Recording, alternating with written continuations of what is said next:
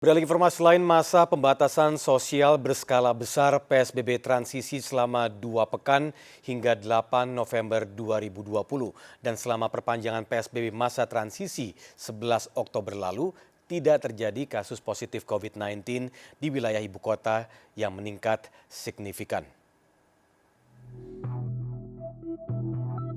Gubernur DKI Jakarta memutuskan untuk memperpanjang kembali penerapan pembatasan sosial berskala besar transisi selama 2 pekan hingga 8 November 2020. Dalam keterangannya, Pemprov DKI menyampaikan tidak terdapat peningkatan kasus yang signifikan selama perpanjangan masa PSBB transisi sejak 11 Oktober lalu. Meski demikian, PSBB transisi dapat dihentikan jika terjadi peningkatan kasus secara signifikan.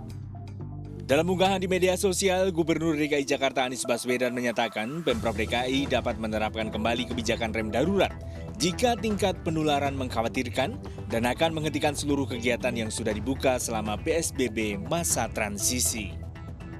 Hal itu ditandai dengan rata-rata persentase kasus positif sepekan terakhir pada 9,9%.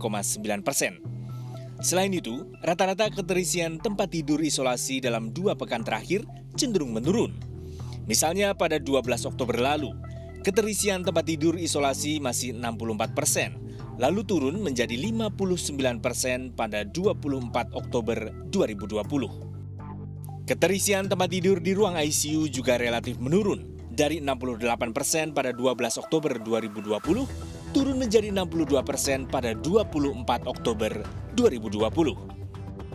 Hal itu ditandai rata-rata persentase kasus positif sepekan terakhir pada 9,9%, dengan rasio tes 5,8 per 1.000 penduduk dalam sepekan terakhir. Untuk mempertahankan dan mengendalikan situasi COVID-19 di ibu kota, warga diimbau untuk menerapkan protokol kesehatan termasuk mengenakan masker ketika bepergian. Pemprov DKI juga menghimbau warga Jakarta untuk tidak bepergian ke tempat keramaian selama libur panjang akhir November yang dapat berpotensi memperbesar angka penularan COVID-19. Dari Jakarta, Tim Liputan iNews melaporkan.